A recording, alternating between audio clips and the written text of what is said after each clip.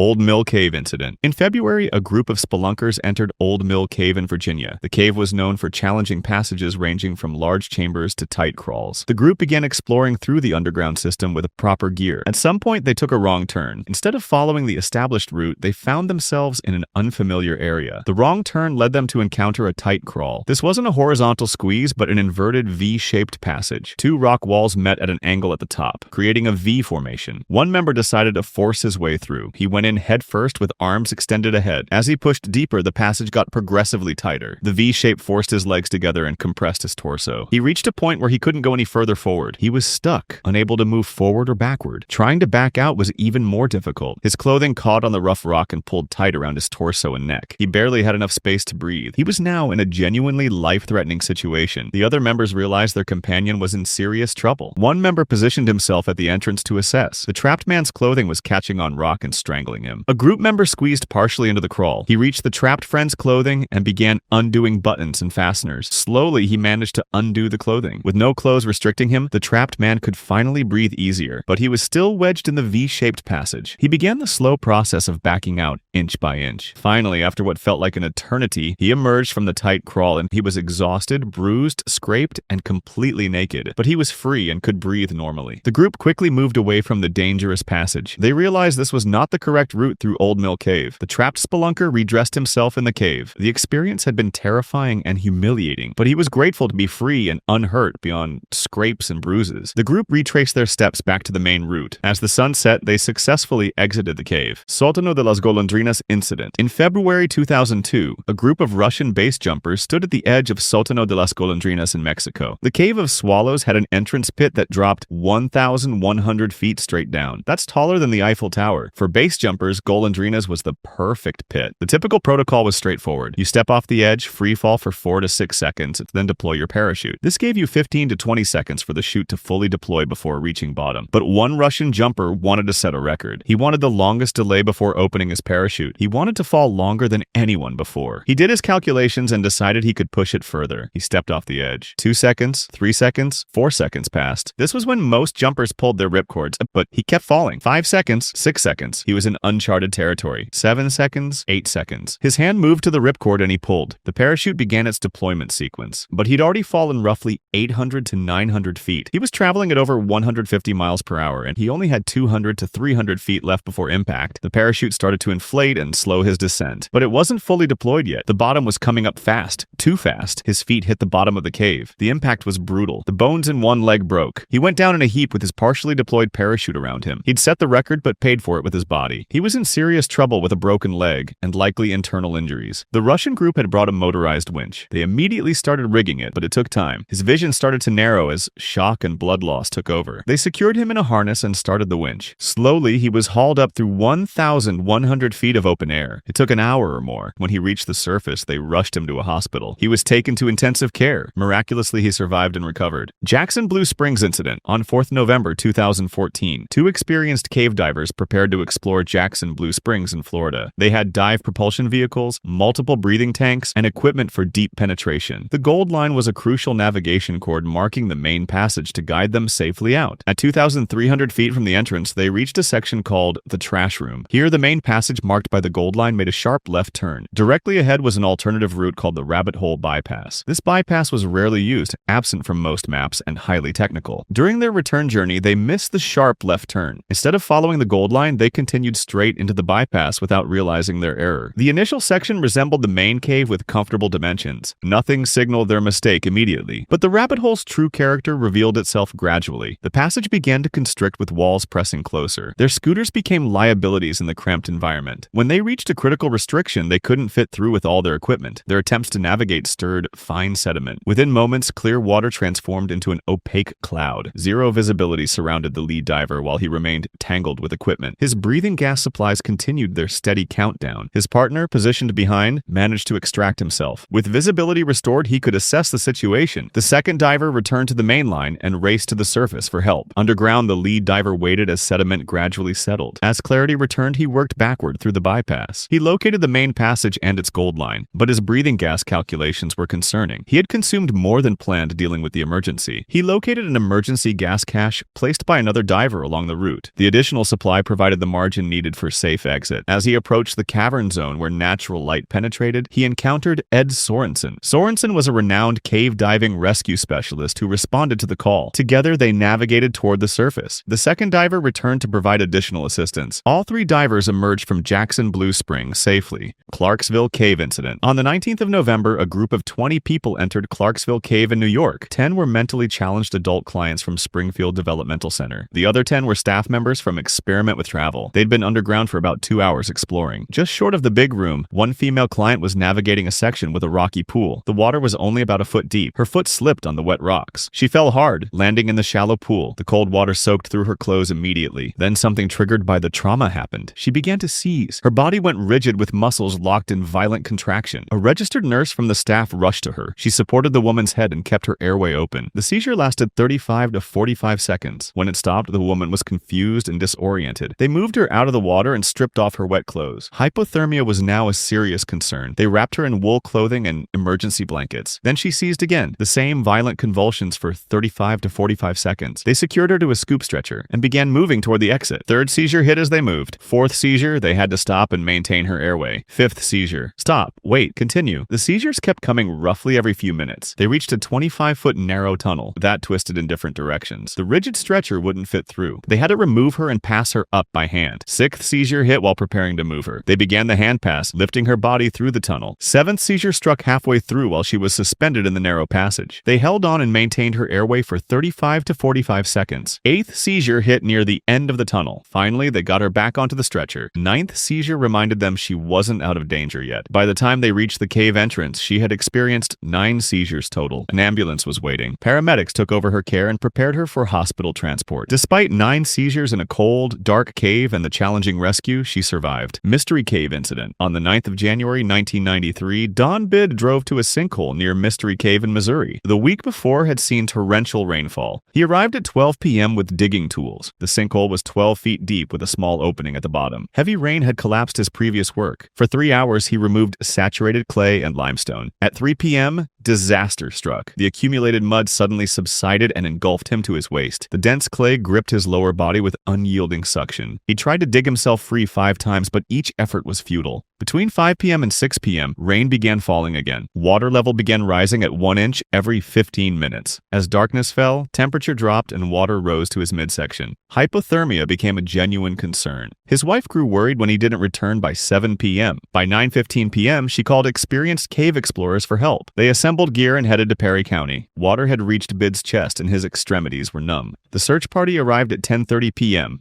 At 11 p.m., their flashlights found him. After 8 hours trapped, Bid was submerged to his neck. His breathing was labored and hands were swollen from desperate digging. Webbing tied around his waist to a tree prevented him from slipping underwater. They rigged a Z-rig system, but he remained firmly trapped. The Perryville Volunteer Fire Department was called. The solution was buckets passed hand to hand. By 2 a.m., after 2 hours of bailing, water was lowered to his chest. Rescuers removed rocks and clay from around his legs. At 3:30 a.m., with 8 rescuers pulling, Bid broke free. Nearly 13 hours after becoming trapped, he was pulled from the sinkhole. He was transported to an ambulance suffering from severe hypothermia. Miraculously, he had no permanent damage. He made a full recovery days later. Grutas del Rio Chontalcoatlan Incident. On the 9th of March 2003, a group of visitors descended into Grutas del Rio Chontalcoatlan in Guerrero, Mexico. The cave was accessed through an entrance canyon. This was a steep-sided ravine where visitors had to climb down using hands and feet. The rock was Mexican limestone, weathered with cracks and loose sections. A woman was among the group making the descent. The group spaced themselves out vertically for safety. The woman was positioned in the middle of the descent line. She had people above and below her. She was carefully placing her hands and feet on rock surfaces. One person above her reached for a handhold that looked stable, but the rock was loose, weakened by erosion. When weight was put on it, the rock broke free. The stone, weighing several pounds, began falling down the steep slope. It tumbled and bounced, accelerating as it fell. The person who dislodged it shouted a warning, but the woman had only a fraction of a second to react. The falling rock struck her directly in the head with tremendous force. The impact was devastating. Her vision went black and consciousness extinguished. When the rock struck, she lost her balance on the slope. Her hands released their grip and her feet slipped free. She went from controlled descent to free fall. Her body began tumbling down the rocky slope. Each impact caused additional trauma as she bounced and rolled. The entrance canyon was steep and long. Her body accelerated with increasing velocity. The group watched in horror as she fell past them. Finally, her body came to rest down the slope. Those who reached her found her unresponsive. Her body showed obvious trauma from the violent fall. The woman had died from the injuries. Rescue teams arrived with specialized equipment. They descended into the entrance canyon. The body was placed in a rescue litter. Hours of careful effort went into bringing her back to the surface. Utah Scout Cave Incident. On the 20th of November, 1976, a scout group entered a local cave in Utah. The expedition consisted of 14 varsity Boy Scouts plus other youths. They were led by multiple adults including David Mitchell and Robert Jenkins, who was 39. The group explored through chambers and passages. At a junction, Robert and some scouts explored a branch passage. After determining it was the wrong way, they turned back. They came to a section requiring a climb down about 6 to 8 feet. The route involved squeezing through a narrow, smooth, slick tunnel that was 6 to 7 feet long. Robert positioned himself to help the scouts navigate the descent. Several boys had already made it down successfully with his help. Then something went wrong. Robert lost his grip and slipped on the smooth cave surface. He fell into the narrow tunnel hips first. His body wedged into the smooth passage at an awkward angle. The polished limestone offered nothing to grip. He accelerated through the chute, unable to control his slide. As the tunnel began to expand, Robert was no longer touching all the walls. He was in free fall within the expanding passage. His body began rotating as he fell, creating a spinning motion. Robert shot out of the bottom into the open space below. He was falling and spinning with no way to protect himself. His head struck the rocky cave floor first with tremendous force. His face hit the limestone and his neck compressed under the impact. The sound echoed through the cave, a sickening crack. His body continued rotating and his stomach slammed into the floor. The boys immediately began yelling for help. David Mitchell rushed to the scene. Robert was unconscious and bleeding from his head. Then Robert stopped breathing. Mitchell immediately began CPR with chest compressions and rescue breathing. Another adult exited to get professional help. Mitchell continued CPR for more than an hour. His arms burned from exertion, but he kept going. The Cache County Sheriff's Office responded with medical personnel. When they arrived, they took over from Mitchell, but despite everything, there was nothing they could do. The head trauma from landing face first had been catastrophic. Robert was pronounced dead in the cave. 2 hours after he fell, his body was carried out to the surface. New Jersey backyard sinkhole incident. On the 24th of April, 1993, a 7-year-old boy was playing in his backyard in New Jersey with his father. Underground, tree stumps and organic debris had been slowly decomposing. As roots rotted, they left empty spaces in the soil, creating hidden caverns. The boy was running across a section of yard that looked completely normal. He had run across this exact spot dozens of times before, but this time, the underground void had weakened the soil to a critical point. As the boy ran, his weight triggered a catastrophic collapse. The ground suddenly gave way and opened like a trapdoor. One moment he was running, the next there was a gaping hole. The father saw his son suddenly drop as the ground collapsed. The father rushed to the hole and reached down desperately. He tried to grab his son and pull him up, but the collapsing soil created a funnel effect, pulling the boy deeper. The father couldn't get enough leverage through the narrow opening. The boy slipped from his grasp and fell deeper into the void. Then came a horrific thud sound. The father shouted down into the hole, calling his son's name. Remarkably, the boy responded. His voice came up from 8 feet below, frightened, but alive and conscious. The father immediately called emergency services. Multiple agencies mobilized for the rescue operation. Rescuers began carefully excavating around the collapse site. Every shovelful had to be removed carefully to avoid further collapse. Throughout, rescuers maintained voice contact with the boy. They reassured him help was coming. The underground void was a cavern formed by decomposing organic debris. Hours passed with agonizing slowness. 1 hour became 2, then 3, then 4. But as hours continued, the boy's responses became less frequent and weaker. His voice began to fade. The underground environment was hostile, with poor air quality and limited oxygen. The boy was probably suffering from shock, hypothermia, and injuries. After 7 hours of continuous digging, rescuers finally broke through. They reached into the cavity and found the small body, but they were too late. The boy was dead. The 7-year-old who had been playing in his yard that morning was gone. 4 Sharks Blue Hole incident. On the 17th of August, 1997, 2 experienced cave divers prepared for a dive in the Bahamas. Rob Parker was 35 with over 1,000 logged dives spanning 2 decades. His partner Dan Malone possessed similar credentials. 4 Sharks Blue Hole was a vertical shaft plunging beyond 300 feet. Their mission was to penetrate 1,200 feet, spending 40 minutes at 250 feet depth. At such depths, nitrogen narcosis impairs judgment like alcohol. 8 minutes in at 220 feet, they switched to trimix breathing gas to reduce narcotic effects. 20 minutes in, during survey work, disaster struck. One of Malone's trimix regulators failed. Malone switched to backup but didn't signal Parker about the failure. At 250 feet, Malone ran out of trimix and switched to air. This was 30 feet deeper than planned, in the danger zone for severe nitrogen narcosis. Parker switched to air at the planned 220 feet, unaware of the problem. As they ascended to 180 feet, Malone noticed Parker sinking. Parker was succumbing to nitrogen narcosis. Malone grabbed Parker's ankle at 230 feet and began towing him upward. The exertion tore both fins from Malone's feet. Parker regained consciousness at shallower depth and began swimming independently. They reached a narrow restriction. Parker swam above the line while Malone entered below. below. Malone's air supply dropped to a critical 300 psi. When last seen, Parker appeared to be swimming successfully. Malone emerged and reached his decompression cylinder. He turned back, but Parker had not emerged. After 5 agonizing minutes, Malone realized his partner wasn't coming out. He located support divers and began 3 hours of mandatory decompression. The recovery operation began 2 days later. They found Rob Parker 149 feet deep in a vertical restriction. He was positioned head down, facing back into the cave. He had become disoriented and swam deeper rather than toward safety. Nitrogen narcosis was the primary cause of death. Hicks Cave bad air incident. In early June 1988, a caving team made a discovery in Hicks Cave, Kentucky. What they found would become a death trap. Hicks Cave is part of the Hidden River Complex, a 20-mile-long system. The J survey section featured a slump pit at station J247. This was an 8 by 7 foot depression in the mud floor. From 1976 through 1987, about 15 survey parties had passed this pit. Every single one observed a pool of water at least 2 feet deep at the bottom. There was no reason to investigate further. But spring 1988 brought a drought to Kentucky. Water levels dropped dramatically in all caves throughout the region. On Memorial Day weekend, a survey party noticed something remarkable. The slump pit was completely dry for the first time in over 12 years. In early June, Phil Odell led a team to investigate. They wanted to see if there was passage hidden beneath the former pool. Odell descended into the slump pit. At the bottom, beneath a flowstone overhang, he saw a promising passage, but within seconds, something went terribly wrong. Odell was using a carbide lamp for light. Suddenly, his lamp flame turned bright yellow and extended to 6 to 8 inches. This was an immediate warning sign. In less than a minute, Odell became dizzy. His breathing felt labored as if he couldn't get enough air. His coordination deteriorated, and he bounced off passage walls. Odell recognized he was in bad air with insufficient oxygen. He quickly climbed back out to where air quality was normal. After several minutes of breathing normal air, his symptoms subsided. To confirm the danger, a companion placed a candle on the pit floor. The flame was extinguished in just 15 seconds. This proved the atmosphere couldn't support combustion or human life. Tom Ehlers compiled a detailed accident report. Research revealed the pit had high carbon dioxide and dangerously low oxygen. The depression trapped heavy gases that collected in the low area. The drought had exposed this atmospheric hazard hidden by water for over a decade. Throughout summer 1988, the slump pit became an educational stop. Teams demonstrated the bad air phenomenon safely from the rim. The warning signs were clear and the danger was documented. But the J247 slump pit wasn't finished claiming attention from cavers. Hicks Cave explosion. On 8th October 1988, 4 caving experts entered Hicks Cave in Kentucky. Tom Ehlers was 40, Duke Hopper was 41, Larry Peterson was 40, and Barbara Graham was 22. 4 months had passed since bad air was discovered at station J247. They descended and made their way to collect samples near the slump pit. The pit had been dry since June due to drought. They stopped 5 to 10 feet short to prepare equipment. Someone noticed an unusual smell like extra strong mold. Hopper moved toward the pit with his carbide lamp burning normally. When he was 2 to 3 feet from the rim, a bright blue fireball suddenly appeared near the ceiling. 2 seconds later, the entire area exploded with a tremendous whoosh. Ehlers found himself surrounded by blue flame. Both dove backward as the explosion erupted. All 4 carbide lamps were blown out. Graham and Peterson turned and crawled frantically away. Hopper and Ehlers were engulfed in flames. The heat was extreme. They realized they were beneath the flames at floor level. They began crawling with noses pressed to the floor where air was breathable. They crawled 40 feet on their bellies with blue flames overhead. Peterson looked back and saw 2 silhouettes crawling through flame. After 40 to 50 feet, they paused and looked back. The pit looked like a giant burning can with wall-to-wall flames. Hopper had burns on his face and right hand. They caught up with the others and managed to relight carbide lamps. They abandoned equipment at the burning pit. The group emerged at 4:30 p.m. Their damp cotton coveralls had protected them from worse burns. Research suggested flammable gases from polluted Hidden River Cave or a leaking gas well. In June, there were clear warning signs of bad air, but in October, there was no warning until the fireball appeared. Sholta Island underwater cave incident. On 10th September 2002, Miroslav Kukas was vacationing with friends on Sholta Island, Croatia. He was 31 years old. After 8:30 p.m., they decided to dive the dangerous underwater cave in Pogan Bay. They were barely novice divers, but thought, how bad can it be? About 10 meters down was the single entrance. At 10 meters, you reached a junction with 2 galleries. One led to the shallow gallery at 36 meters, the other to the deep gallery at 57 meters. The deep gallery had a thin air pocket at the top. The cave was extremely dangerous with 0 visibility and pitch-black galleries. Silt caked on walls muddied the water like driving in fog. After 9:15 p.m., Miroslav went in first. He went to the deep gallery, touched bottom at 57 meters, and started ascending. At the junction, he made a critical mistake. He went into the shallow gallery believing it was the exit. He panicked, kicking up silt, and found his way back to the junction. But he made the same mistake again, going back into the deep gallery. He fumbled around and realized he was out of air. He made one last push but hit a ceiling. He realized he was in the thin air pocket with only minutes before drowning. drowning. He was 40 to 50 meters beneath the surface with no oxygen. Faced with the certainty of drowning, he made an unthinkable decision. Miroslav reached for his dive knife and drove it into his chest, piercing his heart. Autopsy confirmed he died by his own hand, not drowning. On the surface, his friends waited. After over an hour, they called police. Police sent 2 trained cave divers, including 25-year-old Oliver Mirage. With time and oxygen running low, they prepared to abort, but Oliver misjudged the route and became disoriented. He became trapped in the shallow gallery. His partner found the exit, but Oliver couldn't. His tank ran dry and Oliver Mirage drowned in the same cave. It took 3 days to recover both bodies. Despite warnings, reckless divers still try every year, and many become victims. Split Rock Reservoir Cave Bear Attack. On the 20th of December 2015, Christopher Petronino took 3 Boy Scouts hiking in Split Rock Reservoir, New Jersey. He was 50 years old and an experienced scout leader. He wanted to show them a small talus cave he had visited many times before. Just 2 weeks earlier, he had been to the same cave without problems. The cave opening was barely 2 feet wide between massive boulders. Petronino approached and began squeezing through feet first. His waist caught on a protruding edge as he descended. What he didn't know was that a 300-pound black bear was hiding in the darkness. The bear had claimed the cave as winter shelter. Suddenly, something grabbed Petronino's foot with powerful force. He was yanked deeper into the cave by the bear. The bear began attacking, biting his legs and raking claws across his shoulders and head. In absolute darkness, Petronino couldn't see his attacker. Outside, the 3 scouts saw their leader pulled violently into the darkness. They heard terrible sounds and immediately called 911. Inside, Petronino found his rock hammer and swung it at the bear's head. 2 strikes connected, creating a brief pause in the assault. He pulled his sweatshirt over his head and curled into a fetal position against the wall. The scouts placed food near the entrance to lure the bear out and built a signal fire. After 80 minutes trapped in darkness, the bear finally left the cave. Petronino crawled toward the light with torn and bleeding wounds covering his body. A helicopter airlifted him to the hospital. He had extensive bite marks and lacerations on his head, shoulders, arms, and legs. His injuries were serious but survivable. Cenote Odyssey Cave Tragedy. On the 23rd of April 2022, a 32-year-old Russian cave diver prepared to explore Cenote Odyssey in Mexico. Cenote Odyssey was a portal into Sistema Oxbel-Ha, one of Earth's longest underwater cave systems, stretching 270 miles. The diver was highly experienced with full cave certification, stage cave certification, and DPV certification. He had trained extensively in these caves and dived Cenote Odyssey many times before. His mission was routine survey work, resurveying existing lines to improve mapping accuracy. He carried 4 aluminum 80 cubic foot tanks filled with 32%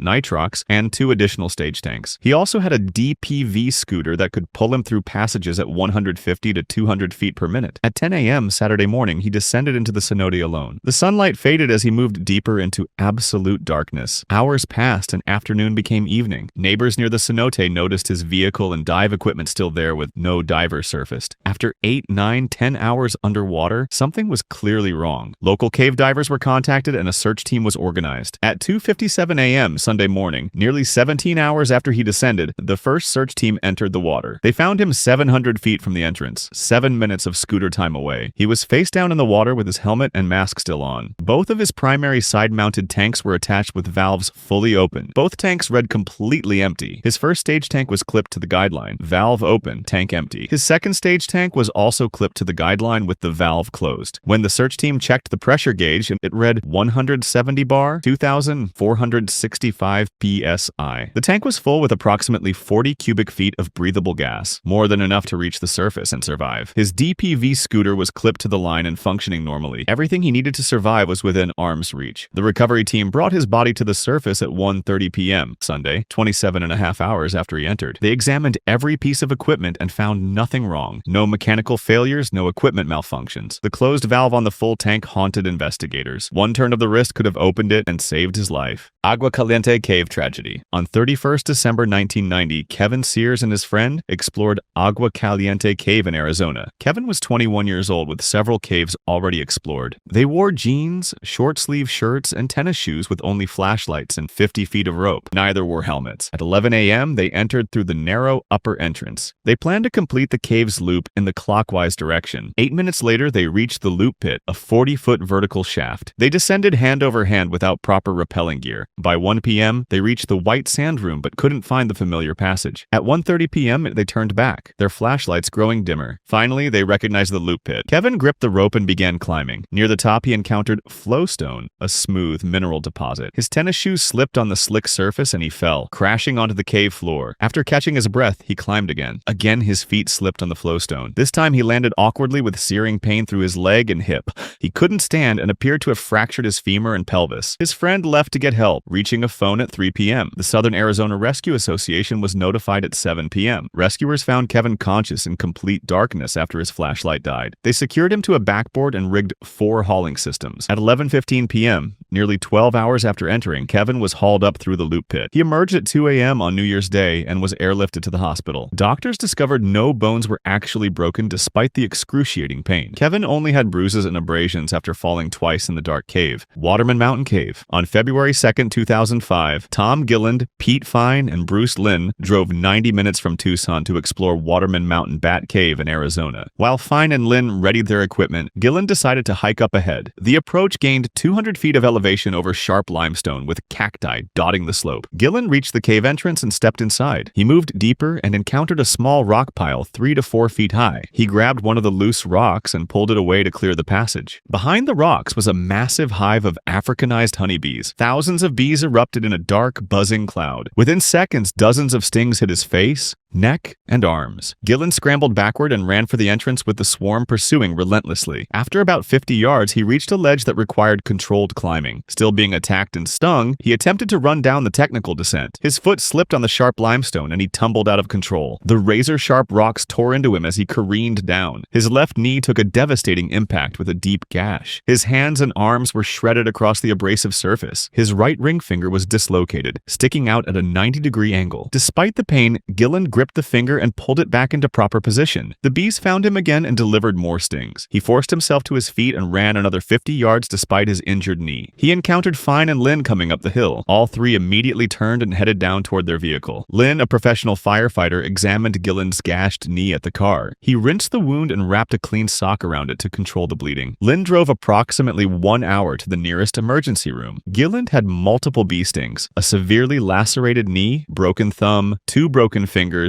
and numerous abrasions. Later, Gilland learned the cave was known to contain killer bees. Due to a cave secrecy ethic, this critical safety information had never been shared with the broader caving community. The secrecy that protected the cave from vandalism nearly killed him. Jean-Luc's 34 days ordeal. On the 18th of December 2004, Jean-Luc Josiade Verret left his home in Mat-Coulon, southwestern France. He was 48 years old and a caretaker at a local health center. Depression had been his constant companion for months. He climbed into his Land Rover with a bottle of whiskey and sleeping pills in his jacket. He drove to an abandoned mushroom farm built into underground caves in the limestone hills. He clicked on his flashlight and walked into the underground caverns, leaving his car door open. The abandoned farm was a sprawling labyrinth, stretching approximately 8 kilometers beneath the hills. Jean-Luc walked deeper with no particular destination, turning left, then right. Within minutes, he was completely lost in the identical-looking tunnels. Within hours, his flashlight batteries died, plunging him into absolute darkness. He continued forward with hands outstretched, feeling along the cold, damp walls. The ground became muddy and thick, pulling both his shoes completely off his feet. Now barefoot, he stumbled through the darkness at a constant 12 degrees Celsius temperature. Each corridor led to another, indistinguishable in the darkness. By the 3rd day, hunger and thirst became his primary concerns. He positioned himself beneath dripping water from the ceiling and pressed his mouth against walls to suck moisture. After nearly a week, he began eating clay from the tunnel floor and gnawing on rotten wood. He found old plastic tarpaulins and wrapped himself in them for warmth. Without day and night rhythms, his sleep patterns became erratic. At one point, he fashioned a rope into a noose as a last resort. Yet he also experienced unexpected moments of profound calm and meditative states. By the 4th week, his 75-kilogram body had lost nearly a third of its weight. His fingernails grew long and broken. His beard grew several inches and his bare feet hardened into calloused pads. On the 21st of January 2005, exactly 34 days later, 3 teenage boys discovered his Land Rover with the door still open. They contacted police who dispatched a search team. After 90 minutes of searching, they found Jean-Luc just 180 meters from the entrance. He was ghost pale, skeletal, and had a long, wild beard, but was alive. He was rushed to the hospital where doctors were astonished he had no life-threatening injuries. Cueva del Agua Cave tragedy. In January 2025, Lorena Garcia Martin prepared to dive Cueva del Agua in Isla Plana, Spain. She was 37 years old from Murcia. Cueva del Agua was not a friendly cave with flooded tunnels stretching into total blackness. Visibility dropped dropped to zero without warning and passages shrank to barely shoulder width. Lorena was not a cave diver, but a recreational diver with no training for overhead environments. By every rule and protocol, she should never have entered Cueva del Agua. That morning, she arrived with a small informal group. The dive was not part of a certified cave course. She entered wearing standard recreational equipment with no redundant air supply or cave-rigged setup. She followed the others inside through the calm water. For the first several minutes, the tunnel seemed cathedral-like and manageable, but deeper inside, the walls narrowed and silt rose in clouds. The group continued past where recreational divers should stop. A diver kicked the floor too hard, disturbing the silt. Instantly, the water turned to gray fog, and visibility vanished. Someone signaled to slow down, but another diver didn't see it. In that moment, Lorena became separated from the group. She wasn't cave certified, wasn't trained in zero visibility, and didn't know the route. Inside the cave with no reference points and no backup air, her chances were zero. When the other divers made it out, they realized Lorena wasn't behind them. Someone called emergency services immediately. The Guardia Civil GEA unit arrived and recognized this was a recovery, not a rescue. Expert divers entered with specialized cave gear and found her deep inside a narrow section. Lorena had drowned alone in the cold black water. Spanish media reported the story, and forums exploded with questions about why she was inside that cave at all. The Guardia Civil opened a formal investigation into possible negligence. Witness statements contradicted each other about whether she understood the danger. Spanish cave divers demanded access control and permit-only entry to Cueva del Agua, Lick Creek Cave Nightmare. On 14th August 2001, Jennifer Rochlow and 4 teenagers headed to Lick Creek Cave in Montana. Jennifer was 19 years old, looking forward to her sophomore year of college. She went with her younger sister Vanessa, 17, and friends Chris Castle, 19, Andrew, 17, and Derek Lute, 17. They had planned the trip for weeks as one last adventure before school began. They packed flashlights, water, snacks, and a knotted rope from Chris's garage. None had proper helmets, climbing harnesses, or specialized caving equipment. Jennifer wore jeans and a gray cotton sweatshirt her boyfriend had given her. At 10:30 a.m., they parked and hiked to the cave entrance. Derek had medical training from his first summer with the National Guard. They moved 90 meters into the cave and reached the drop, a 4.5-meter descent. Chris secured the rope around a limestone projection and descended first. Jennifer volunteered to go second and began lowering herself over the edge. Halfway down, her loose-fitting sweatshirt caught on one of the knots. She hung suspended, trying to free the fabric with one hand. Her body began spinning slowly as she twisted, revolving in complete circles. After nearly 30 seconds of desperately clinging, her fingers slipped from the rough rope. She fell 3 meters face down, her left shoulder violently striking a protruding rock. The impact spun her body and she landed hard on her back on jagged rocks below. Chris was at her side in seconds as she gasped for breath with excruciating pain. The others scrambled down through an alternate route. Derek assessed her condition and found she could move her fingers and toes. The group decided to carry Jennifer out themselves rather than wait for professional help. Chris carried her on his back, crawling toward the entrance. After nearly 2 hours, they emerged into daylight and loaded her into their Jeep. They drove 80 kilometers to the hospital in Great Falls. X-rays confirmed 5 fractured vertebrae and a severely fractured pelvis. Jennifer spent 8 days in the hospital, followed by 3 months of intensive physical therapy.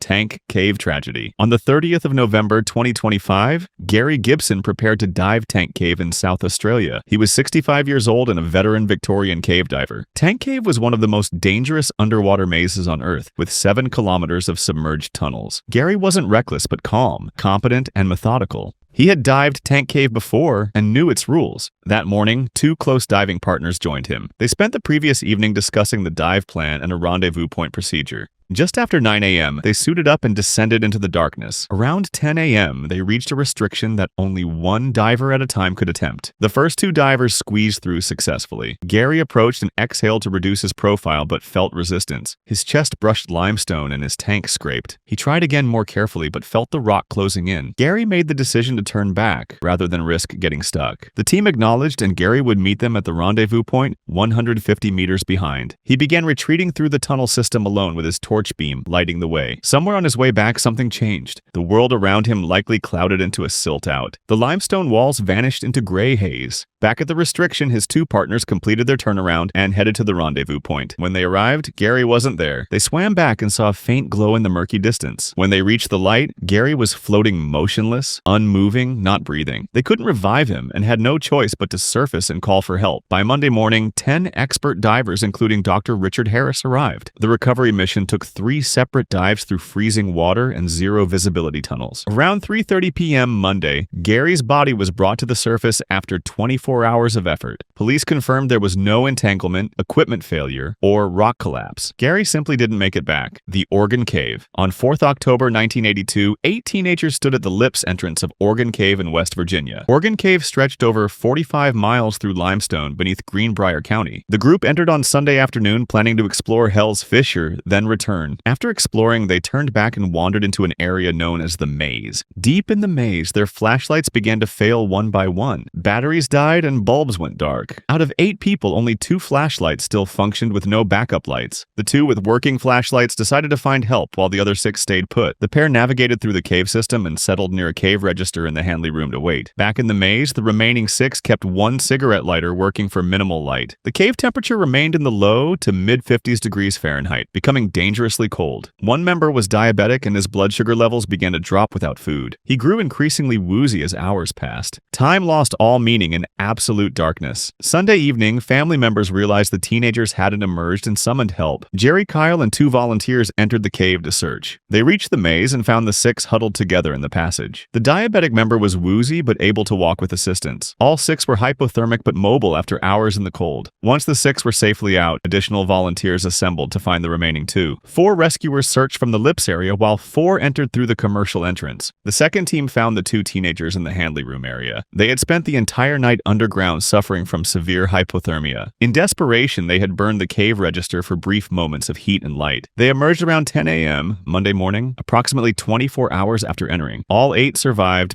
but were traumatized by the experience. Wildman Cove Cave Incident. On 11th August 1979, a group arrived at Wildman Cove Cave in Tennessee. The cave had a 111-foot entrance pit with a narrow stone slot at the bottom. Among the group was 14-year-old Jonathan Hogue. He was confident and had been on several caving trips before. Jonathan had long, dark hair hanging past his shoulders. Older spelunkers had warned him multiple times to tie it back before descending the pit. He hadn't done it because he'd never caught his hair in a rappel rack before. Jonathan clipped into his rope, grabbed his rappel rack, and began his descent. For the first 40 or 50 feet, the rappel was smooth. At the halfway point, the wall started closing in around the rope. Jonathan kept descending without slowing down. Suddenly, without warning, he was jerked to a violent stop, 50+ feet off the floor. A massive clump of his hair had wrapped around the metal bars of his rappel rack. His head was pinned painfully against the device. He was trapped with no light, no leverage, and no way to free himself. He tried shifting and turning, but every motion tightened the twist of hair. Someone below tied a knife to the end of a rope and tossed it upward. Jonathan grabbed the rope, untied the knife, and began cutting blind into his tangled hair. He couldn't see the entanglement and was twisted awkwardly against the rack. Below, the group watched tiny flecks of hair falling like ash. Then they saw blood. Jonathan had accidentally cut his own scalp. Despite the pain, he kept sawing through the hair. His body shook violently, but he continued working the blade. Suddenly, his hair tore free from the rack. His head jerked back with a spray of blood, but he was finally liberated. He resumed his rappel slowly with one hand pressed to his bleeding head. When he reached the ground, a paramedic quickly assessed the injury. His scalp was sliced open in a jagged line with chunks of hair missing. They cleaned and bandaged the wound to stop the bleeding. The group helped Jonathan ascend the 111-foot pit step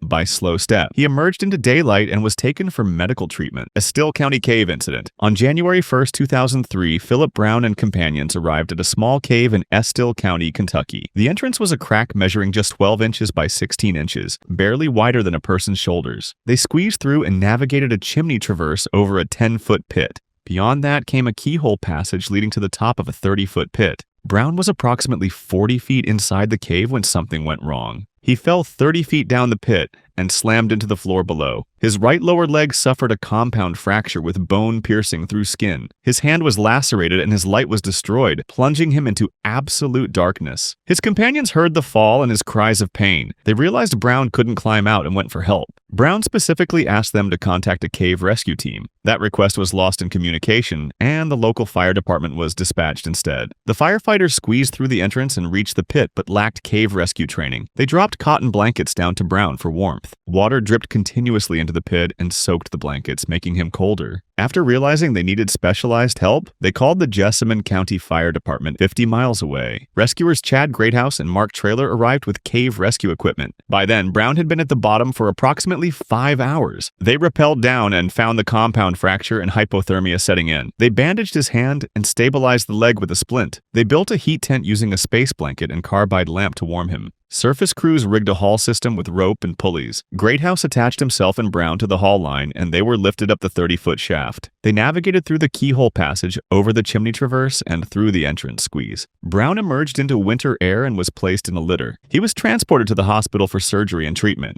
Spout/harm cave system incident. In June 1992, Bob Fenner and Dave Cheney returned to the Spout/harm cave system in West Virginia. They were veteran divers who had been exploring the system for 16 months. Their goal was to find the underwater connection between Spout Cave and Harm Cave. That day, they were diving a narrow side passage that looked promising. Visibility was surprisingly good at about 6 feet. They placed a light at the start of the sump to mark orientation. They followed their established guideline into the system. As they reached the final lead, the narrow passage stirred up fine sediment. Within seconds, visibility dropped from 6 feet to almost nothing as silt lifted into suspension. They pressed on, and the passage widened slightly with visibility, improving back to 6 feet. Suddenly, Cheney realized the guideline had looped and caught around his gear. Fenner turned back and carefully freed the line. Behind them, a thick, rolling fog of zero visibility water was catching up. They both signaled to abort the dive immediately. The moment they turned around, visibility collapsed completely to nothing. Their lights illuminated only a solid brown curtain. Cheney went first with Fenner following, both moving slowly along the guideline by touch. As Fenner approached the exit restriction, he reached out and touched solid rock. He swept left, right, and upward, but found only rock. The exit had vanished. The guideline had slipped into a tiny fissure too small for a diver with tanks. Fenner pressed his face to the rock and worked the line down, feeling for the true path. He found the correct contour, but his tanks hit rock too tight. He exhaled to compress his chest, angled his body, and lunged forward in one motion. Suddenly, the water opened up around him and he had made it through. The remaining 80 feet back to the start were straightforward and both men surfaced. They recognized how close they had come to being stuck with zero visibility and no exit. After 16 months of exploration, they both decided to quit cave diving that day. McClure's Cave Incident. In the summer of 1977, 7 cave explorers entered McClure's Cave in Pennsylvania. The group had mixed experience levels, from veterans to beginners. They spent hours navigating passages, examining formations, and pushing through tight restrictions. By late afternoon, they were tired and decided to exit. The route out included the new extension crawl, a low and tight passage. The crawl was barely high enough for hands and knees, requiring belly crawling in some sections. The group entered together, moving in a line through the confined passage. A novice in the middle of the line became stuck, unable to move forward or backward. The other 6 were trapped, unable to move past or help in the confined space. The air in the new extension crawl was already compromised with poor circulation. 7 sets of lungs consumed the limited oxygen and exhaled carbon dioxide into the space. Within minutes, all 7 were gasping and panting for air. Crushing headaches hit almost simultaneously from elevated carbon dioxide levels. The pain felt like their skulls were being compressed from the inside. Exhaustion advanced with terrifying speed as oxygen deprivation set in. Their limbs felt impossibly heavy and coordination deteriorated. Some felt their consciousness wavering with vision graying. They understood they were experiencing hypoxia and carbon dioxide poisoning. Communication became difficult with voices strained and breath too short. The novice worked with frantic desperation to free themselves despite exhaustion and pain. Finally, the novice found the right body angle and moved past the constriction. The group forced themselves forward through sheer will, crawling when their bodies wanted to collapse. Every movement was measured and difficult, with headaches pounding. Gradually, the air began to improve as the passage opened slightly. One by one, they emerged into a larger passage where the air was breathable. They collapsed on the cave floor, pulling in oxygen-rich air. The headaches slowly receded and strength gradually returned. They had come terrifyingly close to dying from bad air in the low crawl. Gage Caverns Incident. On 7th October 2001, 5 friends arrived at Gage Caverns near Schoharie, New York. Edward Galby, Kevin Shaw, Shio Kudo, Adam Dobson, and J.J. Bradingham arrived around 10:30 a.m. They were a mix of experienced spelunkers and newcomers. Each carried a helmet with mounted light, backup flashlights, water, and snacks. At 11 a.m., they entered through the main opening. For the first 2 hours, everything went according to plan. Around 1 p.m., they reached the amphitheater, a spacious chamber where several passages meet. Shio Kudo, a 28-year-old graduate student, was curious about a narrow horizontal crack. The crack was about 2 feet wide and 18 inches tall. Kudo lay down on her side and began inching into the narrow opening. The passage bent sharply to the right at a 90-degree angle just beyond the entrance. Kudo twisted her body to follow the turn with her torso pointing one direction and legs straight back. The crevice narrowed further, pinching at her ribcage. She tried to move but was completely stuck. The rock pressed painfully against her ribs, preventing movement and restricting her breathing. Kevin Shaw and Edward Galbi tried pulling and pushing, but nothing worked. Her body was bent sideways at more than a 90-degree angle with her ribcage compressed. Shaw left to call for help around 1:30 p.m. The cave temperature of 52 degrees Fahrenheit posed a hypothermia risk. The first rescuers arrived at 2:15 p.m. with specialized equipment. By 3 p.m., a paramedic reached Kudo, who had been trapped for nearly 2 hours. Her lips had a bluish tint from cold and restricted breathing. Conventional rescue techniques failed due to the peculiar angle of her entrapment. Around 7:20 p.m., Joe Armstrong and Ken Fortin arrived with small drills and chisels. They recognized they needed to carefully remove rock to free her. For over 90 minutes, they drilled and chipped away at key points. Kudo had been trapped for about 8 hours, twisted sideways with compressed ribs. Finally, just after 9 p.m., they removed enough rock to ease her out. The pain of blood rushing back into compressed tissues was intense. Medics wrapped her in warming blankets and treated her for hypothermia and compression injuries. At 10:20 p.m., almost 9.5 hours after becoming trapped, Kudo emerged. She was taken to the hospital but had suffered no permanent injuries, just severe bruising and temporary nerve compression. Albertson's Quarry Incident. On the 29th of May 2005, Daniel Gannon, 43, and his diving partner John Wymoth arrived at Albertson's Quarry. Both were experienced and certified cave divers who had explored the site many times before. By 10 a.m., they were ready with twin tanks, regulators, powerful lights, and guidelines. The water was cold at 52 degrees Fahrenheit, requiring thick, dry suits. They descended into the quarry following a permanent guideline in the main tunnel. They went about 600 feet into the quarry before reaching the end of the main line. They used a jump reel to explore a different tunnel, then decided to turn back. During their return at 109 feet depth, Wymoth's main regulator failed and began free-flowing. Air rushed out uncontrollably, threatening to empty his tank in minutes. Gannon immediately offered Wymoth his backup regulator on a long hose. They moved steadily along the guideline, about 2/3 of the way back. Then, about 400 feet from the entrance, Wymoth suddenly felt the air hose pulled from his mouth. Wymoth made the difficult decision to continue toward the exit, hoping Gannon would follow. Wymoth surfaced alone with less than 500 psi remaining in his tanks. There was no sign of Daniel. Wymoth immediately called for help from shore. Rescue divers searched throughout the day, but couldn't find Gannon. The next day, recovery divers found his body on the tunnel floor 400 feet from the entrance at 109 feet depth. He was positioned as if attempting to follow the guideline with one hand, still reaching forward. One tank still had about 2,000 psi of air, but the valve connecting it to his breathing system was closed. Investigators believe Gannon accidentally bumped his tank valve against the rocky ceiling, turning it off. The valve sits behind the diver's head, making it vulnerable to accidental contact. In the dark, confined space, he probably didn't realize why his air stopped flowing. At that depth, a diver without air can lose consciousness in less than a minute. Gannon had only 15 to 20 seconds of useful consciousness to identify and fix the problem before cognitive functions became impaired. Liambi Cave Incident. In late November of 1982, 3 young men made their way to Liambi Cave in Caldwell County, Kentucky. One boy was 18 years old and lived with epilepsy. His friends knew he had episodes but had never witnessed one underground. They planned to stay overnight in the cave, bringing blankets, food, and supplies. They reached the entrance just after sunset and walked deeper into the passage. The walls widened into a broader chamber large enough to stand upright. Burn marks on the rock showed signs of past fires from previous overnight stays. They arranged stones into a fire ring and started a large fire. The fire warmed the chamber and they sat around talking and laughing. Suddenly, the 18-year-old stiffened, with his hands curled tight and jaw clenched. His eyes rolled back as the seizure began with violent, uncontrollable convulsions. His arms shot outward, his legs kicked against the dirt, and his body jerked powerfully. His friends grabbed his shoulders, trying to pin him safely. His torso twisted in a final convulsion, and he rolled directly toward the fire pit. His shirt touched the burning wood and flames spread across his torso within seconds. One friend lunged forward, trying to pull off the burning shirt, but the flames were too intense. The other grabbed a blanket and smothered part of the flame. They dragged him back violently by his ankles across the rock floor. His shirt had burned away nearly completely, with what remained clinging in melted patches. The seizure stopped, and the boy lay groaning with skin blistered, red, raw, and peeling. One friend stayed with him while the other grabbed a flashlight and ran for help. He ran through the woods to the nearest farmhouse, and the homeowner called emergency services. Local rescue authorities, volunteer firefighters, and EMS units mobilized immediately. Back inside, the injured boy lay trembling with skin continuing to blister. Rescuers arrived with flashlights, blankets, and medical gear. They found him lying beside the fire remnants, barely conscious. They stabilized his airway, wrapped him in sterile covers, and moved him to a stretcher. The extraction was exhausting, with the stretcher bumping along uneven rocks and scraping walls. At one tight squeeze, they angled the stretcher nearly vertical to get it through. The stretcher finally emerged from the cave, and he was handed to the waiting EMS team. He was taken to a hospital equipped to treat severe burn trauma and survived with serious burns. Blue Springs Cave Incident. On 11th June 1988, 4 4 divers arrived at Blue Springs in Madison County, Florida. 3 were U.S. Navy personnel and 1 was a teenage son of one of them. They had standard open water scuba certifications but no cave diving certification. Their equipment was minimal lights, standard scuba tanks, and basic regulators. They descended into the horseshoe room, a large chamber where sunlight penetrated the water. They found the ledge leading down into the cross-under tunnel. 3 of the 4 divers entered the tunnel with a teenager staying behind. Their minimal lights pushed back the darkness just enough to reveal the passage ahead. They finned forward, stirring up fine silt that covered the floor and walls. The silt hung suspended, reducing visibility from tens of feet to inches within seconds. They proceeded approximately 350 feet into the tunnel, far beyond where the entrance was visible. Around the 350-foot mark, disorientation set in with silt obscuring everything. Without adequate illumination or cave training, they lost all sense of direction. The divers became separated as each moved independently trying to locate the exit. One of the 3 managed to navigate back to the horseshoe room, where the teenager waited. 2 divers remained lost in the murky darkness. They found a jump line and followed it to the main permanent guideline. Disoriented, they moved the wrong way along the line. Their air supplies depleted as they continued searching for the exit under stress. The first diver's tank emptied at 350 feet from the entrance, with 0 visibility. He drowned, unable to reach the entrance or breathable air. The second diver's air supply reached 0 moments later, and he also drowned. The surviving father and son realized the 2 were not returning. They attempted recovery and succeeded in bringing 1 drowned diver back to the horseshoe room. Approximately 30 minutes later, 2 certified cave divers emerged from the main tunnel. They found the second drowned diver suspended near the ceiling and recovered his body. 2 Navy personnel had drowned less than 400 feet from the entrance, in a passage routinely navigated by trained cave divers. Perry Cave Incident. On Monday, 8th August 1977, 2 teenagers entered a cave near Perry, Alabama. Scott Mitchell and Ken Grund were both 15 years old. They had no guide, no map, and no formal plan. At first, the main passage was wide enough to walk upright with a high ceiling. As they continued deeper, they noticed bats hanging from the ceiling. They scooped up mud from the floor and threw it upward. The bats scattered in a sudden rush of wings, and the boys chased them. They stopped navigating and started reacting, taking turns without consideration. When they decided to leave, they found nothing they recognized. The cave was far more complex than they realized, with passages branching unpredictably. They moved slowly, trying to reason their way back, but every turn looked the same. Eventually, the walking passages stopped offering useful options. They entered a crawlway that looked worn and used. The crawlway twisted, steepened, and then branched multiple times. Each branch ended in solid rock after several minutes of crawling. Crawling exhausted them far more than walking, with knees slamming into stone and elbows scraped raw. Hours passed with the crawl space becoming their entire world. Then 1 flashlight went out, and the remaining beam was already weak. After nearly 8 hours underground, around 6 p.m., they lay down completely spent, their bodies pressed into cold mud and stone. Sometime later, they heard a faint sound that was human. They had been found by chance. A Sunday school outing group was exploring a different section. The group made their way to the boys and guided them out. Scott Mitchell and Ken Grund emerged alive after being lost for hours in the crawlways. Sumidero Yochi Cave Incident. In March 1977, an expedition of 4 entered Sumidero Yochi Cave System in Chiapas, Mexico. Carmen Swallow, Chris Allers, Warren Anderson, and Norm Pace were tasked with running a phone line down to Camp Wine. They were in their early 30s and experienced underground. The route took them to a cable ladder that descended into a narrow canal with flowing water. The water flowed toward a waterfall further downstream. They rigged a safety line with bolts at the top of the ladder, at the bottom, and above the falls. At the base of the ladder, the system was clipped into a carabiner. Norm Pace descended first, climbing down as water noise grew louder. He transitioned into the flowing canal and clipped into the safety line. He began stringing the phone line downstream. Suddenly, without warning, the safety line released. The water seized Pace and dragged him over the edge of the falls. The sudden slack arrested his movement partway down, suspending him directly within the waterfall. 30 cubic feet per second of water slammed into his body, pinning him upside down. Water filled his nose and mouth, leaving him unable to breathe. Pace managed to force a partial rotation and shoved his hard hat against his face. The helmet created a tiny pocket of space between his airway and the rushing water. Above, the rest of the group could do nothing with the waterfall drowning out communication. 15 minutes passed, then 20, with Pace appearing motionless. The group believed he was almost certainly dead. They loosened the rope from the top bolt as a body recovery attempt. As the rope slackened, Pace's position shifted slightly, moving him out of the core of the waterfall. Against all expectation, Norm Pace was still alive. The others diverted into an alternate passage that ran around the waterfall. They approached Pace from behind and passed him a rope. He transferred off the compromised safety line and pulled himself out of the water. He descended away from the waterfall and was taken to the hospital. Analysis revealed the canal safety line had been clipped into a non-locking carabiner. The constant buffeting of water had worked the gate open, releasing the line. Pace survived because of chance and presence of mind, creating a tiny air pocket beneath his helmet for over 20 minutes. Island Ford Cave Incident. On 2nd August 2004, 15-year-old Abby Peterson joined her campmates from Camp Cumbie for a caving trip. Their destination was Island Ford Cave in Virginia. Tom Watson, the lead counselor, had traversed these passages dozens of times. He guided the group of 8 teenagers into the cave entrance. For the first hour, the adventure went exactly as planned. About 500 feet from the entrance, the passage narrowed into a breakdown area. The ceiling had partially collapsed, creating a jumble of rocks and crevices. Abby was fourth in line following Tom and 2 other campers. When her turn came to cross, she placed her foot on what appeared to be a secure stone. Without warning, the rock shifted beneath her weight and she started falling. She dropped about 3 feet and landed awkwardly between 2 large rocks. The unstable rock formation above her began to give way. Several stones weighing up to 20 pounds broke loose and crashed down around her. One struck her helmet with enough force to crack the plastic. Abby found herself partially buried with stones covering her torso and left arm. Her right leg was trapped between 2 immovable boulders from mid-calf to ankle. The weight on her chest made each breath a conscious effort. Tom carefully removed the stones from her torso one by one, but her leg remained thoroughly wedged in the narrow crevice at an awkward angle. Tom tried everything to free her, but the critical pressure points remained. After 15 minutes of attempts, he sent the assistant counselor to call for emergency rescue. The waiting was the worst part, with each minute stretching painfully. Within 20 minutes, specialized cave rescue volunteers were assembling equipment. Nearly an hour after Abby's fall, 4 rescue team members arrived with specialized tools. They inserted progressively larger wedges between the rocks to reduce pressure. After 20 minutes of careful work, they created half an inch of space. A paramedic applied lubricant gel around Abby's trapped leg. With coordinated effort from 3 team members pulling at the right angle, her leg finally slipped free. They transferred her to a stretcher and slowly passed it through the tight sections. At the hospital, X-rays revealed no fractures in her leg, but 2 hairline fractures in her ribs. Abby made a full recovery in the following days.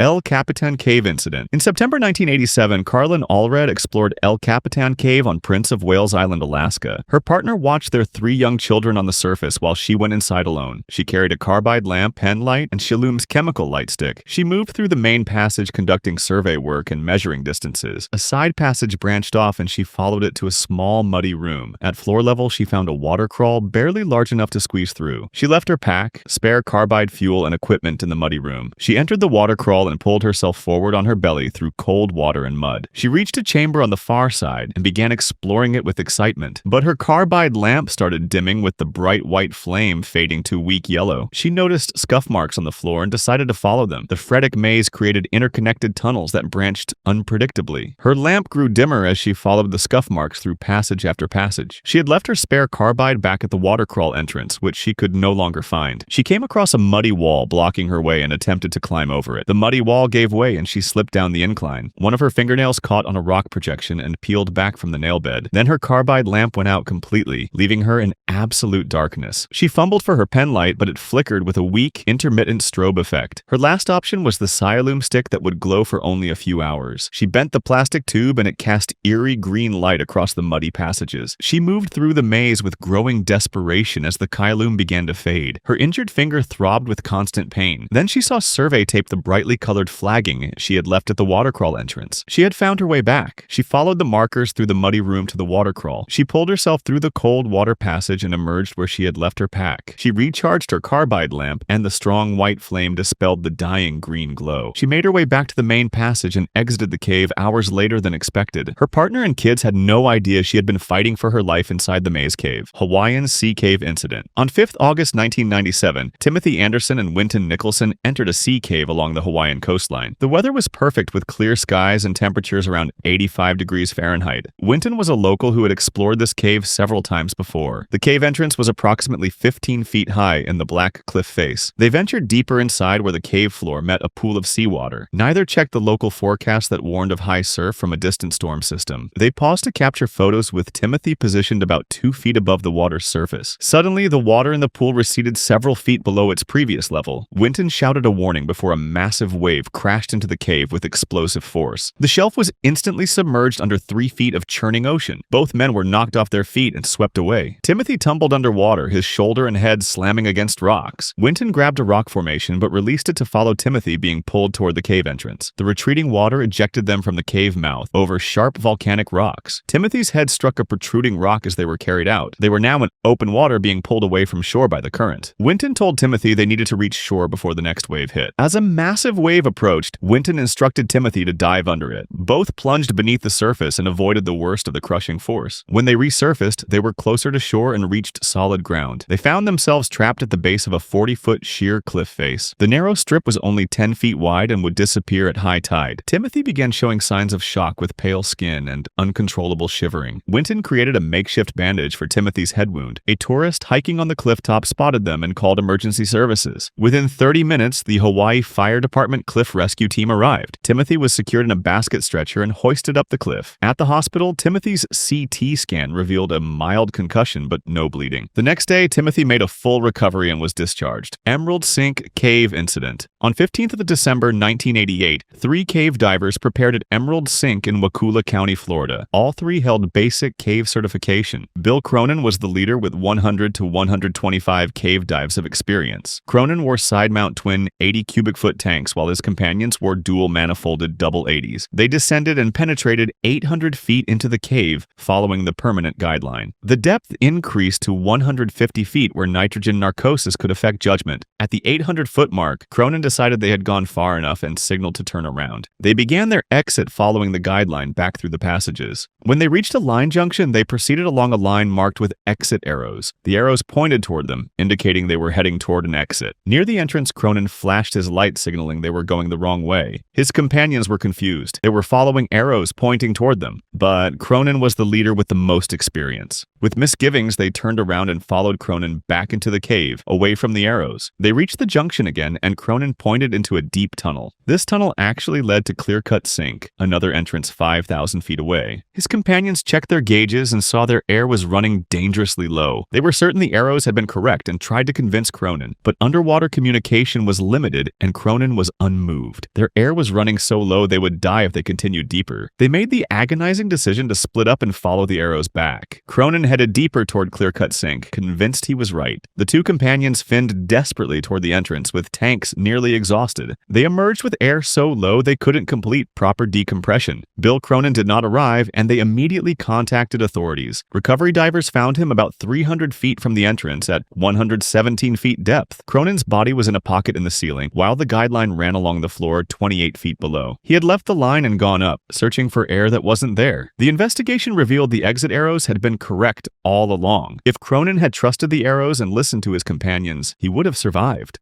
Kingston Saltpeter Cave Incident. On the night of November 7, 1980, 2 couples decided to throw a party inside Kingston Saltpeter Cave in Georgia. One boy was 22, the other was 16, and both girls were 16. They entered the cave at 11 p.m. with supplies and firewood. They built a massive campfire deep inside the cave. They settled in to drink beer, smoke pot, and enjoy their underground hideaway. At some point, they fell asleep beside their roaring fire. When they woke up, the cave was filled with thick, acrid smoke. The air burned their lungs and their eyes watered uncontrollably. Hours of breathing smoke and carbon monoxide had poisoned their systems. They were experiencing headaches, dizziness, nausea, and confusion. One was vomiting and another was hyperventilating. The smoke was so thick they couldn't see more than a few feet. In their compromised state, they couldn't remember which way led out. They went deeper into the cave searching for clearer air, moving further from safety. That morning, 4 experienced spelunkers arrived to work on a cave mapping project. Joe Sneed, Jim Henry, Jay Henry, and Larry Blair noticed unusually thick smoke. At 10 a.m., Sneed and Jim Henry went to investigate the fire. The smoke grew so dense a powerful wheat lamp could only penetrate about 6 feet. They found the campsite with a tent, boots, blankets, beer cans, and marijuana. About 200 feet deeper, they found all 4 young people. The 16-year-old boy was lying unconscious on the cave floor. A girl was kneeling over him while the other 2 stood dazed. They had walked right past their own campsite and continued deeper into the cave. Henry and Sneed began carrying the unconscious boy and told the others to follow. The 3 conscious ones barely helped, moving like zombies. When they could see the way out, the 22-year-old took charge and they ran ahead. They left their unconscious friend behind with the 2 strangers. The boy told Larry Blair others needed a lantern, but didn't mention it was urgent. Blair arrived later, and the 4 rescuers worked together to carry the boy out. Blair went back alone with a wet bandana to retrieve possessions and put out the fire. Outside, the unconscious boy started mumbling a few words. The rescuers urged them to seek medical help immediately. The 22-year-old refused, and they put their semi-conscious friend in the car and drove away. The 4 rescuers stood there worried and confused about what they just witnessed. Levi Cave Incident. On the 11th of July, 1988, 34 teenagers from Open Bible Center in Cana, Illinois, stopped near Walden's Ridge in Chattanooga, Tennessee. They were on their way to Florida for vacation. The group split in half. 17 went to a shopping mall. 17 went to explore Levi Cave. Mary Beth Grammer, a 17-year-old, was among those who chose the cave. They had no caving experience, just sneakers and gas station flashlights. About 50 feet into the cave, the floor suddenly dropped away into a vertical pit. The only way across was a narrow 8-inch ledge along the left wall, slick with moisture from the nearby waterfall. Mary Beth volunteered to go first. An older boy positioned himself on the safe side, ready to offer his hand once she crossed. She pressed her back against the cold wall an inch sideways. The beam from her flashlight revealed a 20-foot drop onto jagged rocks below. Her right foot slipped on the wet stone. For a fraction of a second, she caught herself, hands scrabbling against the wet wall. The boy lunged forward, his hand outstretched. Their fingertips touched for one terrible moment. Then she fell 20 feet and hit the rocks below with a sickening crack. Dark blood pooled beneath her head as she lay motionless. The walls of the pit were smooth with no handholds to climb down. 2 members sprinted back to call for help. At approximately noon, the Hamilton County Sheriff's Office received the call. Rescue teams arrived and set up ropes and rappelling equipment. It took 15 agonizing minutes to get a paramedic down to her. She had severe head trauma, weak pulse, and shallow breathing. During the rescue, 2 rescuers slipped on the wet limestone and sustained minor injuries. They pulled her out and began CPR immediately. Her pupils were fixed and dilated with blood seeping from her ears. At 1:47 p.m., less than 2 hours after she fell, Mary Beth Grammer was pronounced dead. The group never made it to Florida and returned home to Illinois with only 33 teenagers. Rubidoo Spring Cave Incident. On the 23rd of August, 2003, 3 friends gathered at Rubidoo Spring Cave in Missouri. Stephen Wyra, 50, checked his equipment alongside Ron Shirley and John Davis. They planned to explore the big room located 1,400 feet from the entrance at 165 feet depth. Rubidoo Spring Cave wasn't for beginners and required proper planning and experience. Each wore a dry suit to protect against the 50-degree Fahrenheit water temperature. They carried double tanks filled with Trimix and additional stage bottles with nitrox. They also had underwater scooters to conserve energy and air supply. For Stephen, this would be his first time using a scooter on a dive. Their plan was to breathe nitrox to the drop-off at 350 feet in and 50 feet deep. There they would leave their nitrox tanks at 70 feet for the return journey. After switching to Trimix, they would use scooters through Wichita Avenue to reach the big room. They descended and attached to the permanent guideline about 75 feet from the entrance. They activated their scooters and traveled through the upper tunnel. After 350 feet, they reached the drop-off and placed tanks at 70 feet depth. They continued their descent into the lower tunnel of Wichita Avenue. Unknown to Ron and John, Stephen's stage bottle was emptying faster than expected. Stephen switched to his back-mounted tanks earlier than planned without alerting his companions. The big room finally came into view and they paused to explore briefly. As they began their return journey, Stephen checked his tanks and saw just 500 psi remaining. He signaled Ron, showing him the dangerously low gauge. Ron immediately offered his extra regulator attached to a long hose. Stephen continued breathing from Ron's tank but struggled to control his buoyancy. John, unaware of the problems, continued ahead. Stephen and Ron reached the end of the lower tunnel at 135 feet and began ascending. Above 100 feet, Stephen's buoyancy problems worsened and he floated upward faster than Ron. The regulator was pulled from Stephen's mouth. Stephen swam back down, took Ron's backup regulator, and gave the OK signal. Ron tried to locate his primary regulator, and when he looked up, Stephen was gone. The activity had stirred up silt, drastically reducing visibility. Ron ascended to the 70-foot stop where Stephen's bottle remained alongside his. Ron collected his bottle and continued toward the entrance, hoping Stephen had sought help. Upon surfacing, Ron reported Stephen was missing. Rescue divers quickly entered and tragically discovered Stephen's body floating near the ceiling. All 3 of his tanks were empty, and the exhaust valve on his dry suit was completely closed. Analysis revealed Stephen's regulator might have leaked, the scooter noise masked the leak, and the closed exhaust valve prevented buoyancy control. Waynesville Cave Incident. On the 23rd of May, 1992, 3 cavers from Fort Leonard Wood made their way to Waynesville Cave in Missouri. Danny Gay, Michael, and Thomas arrived at the cave entrance shortly after sunrise. Waynesville Cave had dramatic vertical drops with the largest plunging approximately 80 feet. 27 years old, Danny had arrived without proper vertical descent equipment. His companion Thomas offered to share his gear. Danny improvised a Texas rig using a pair of short Petzl Jamar ascenders. With sunshine still warming their backs, they ventured into the cave's mouth. The temperature dropped from 75 degrees Fahrenheit to the cave's constant 56 degrees Fahrenheit. They approached the main vertical shaft that disappeared into blackness below. The entrance to the pit measured barely 3 feet across in places. One by one, they descended the 80-foot vertical shaft into the lower chambers. After exploring for several hours, the group began their ascent back toward daylight. Their equipment had become caked with the cave's sticky, slippery slippery mud. Thomas and Michael climbed out without incident, but Danny, using his improvised Texas rig, began experiencing difficulty. Approximately 65 feet up, just 15 feet from the top, disaster struck. Danny's mud-slick gloved hand accidentally dislodged the top ascender. His weight transferred entirely to the single remaining foot attachment. His body flipped upside down, leaving him dangling by one foot, spinning slowly in the dark void. Blood rushed to his head as he hung suspended in the 5-foot diameter shaft. Each time he reached for the rope, his mud-covered glove slipped. The cave's 56 degrees Fahrenheit temperature felt dramatically colder as panic set in. After 20 minutes of failed rescue attempts, Michael and Thomas went for help. The local emergency medical service assembled a specialized cave rescue team. By the time rescuers arrived, Danny had been hanging upside down for nearly 2 hours. His body temperature had dropped dangerously, and he was experiencing moderate hypothermia. A specialist was lowered who secured Danny with additional safety lines. They corrected his inverted position and helped him complete the ascent. Danny's core temperature had dropped to approximately 95 degrees Fahrenheit. Unable to walk unassisted, he was transported through the cave in a special stretcher. He emerged into daylight wrapped in thermal blankets and was taken to a medical facility for treatment.